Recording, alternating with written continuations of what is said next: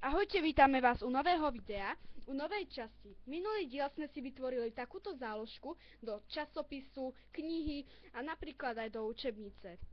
Tento diel budeme robiť nebo peklo. Máme tu obyčajný papier, ktorý si zohneme. Spodnú časť ostrihneme nožnicami.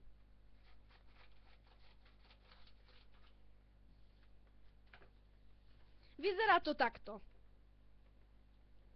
Otvoríme a budete mať takýto štvorec so všetkými časťami rovnakými. Zohneme jednu štvrťku, zohneme druhú štvrťku, zohneme tretiu štvrťku a zohneme aj poslednú štvrtú štvrťku. Mali by ste mať takýto štvorec, ktorý by vyzeral ako pošta.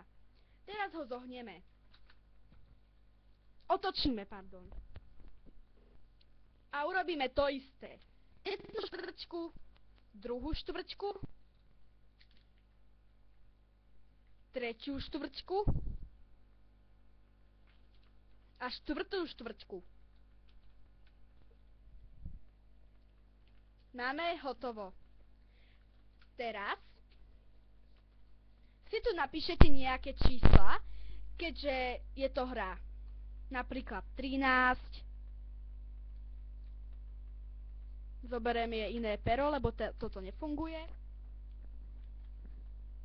13, 18, 22, 30, 3, 0, 1, 5 a máme hotovo. Teraz už len zohneme, otočíme, zozadu si niečo napíšete, napríklad kvet,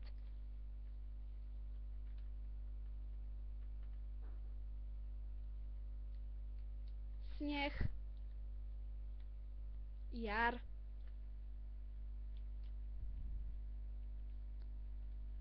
alebo leto.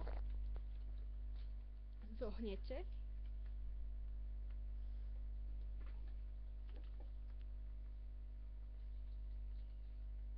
Otvoríte a všade predelíte čiarky.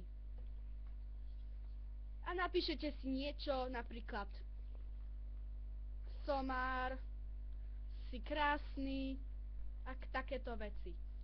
Potom si to už iba prehnete.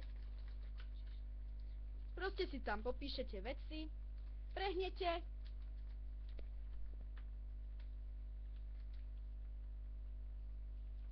takto otvoríte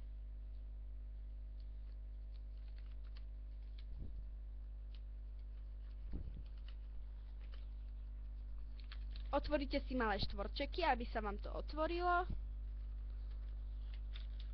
a vyzerá to takto. Podľa nášho návodu by ste mali mať nebo peklo. A potom vám želáme iba šťastnú hru. Ahojte!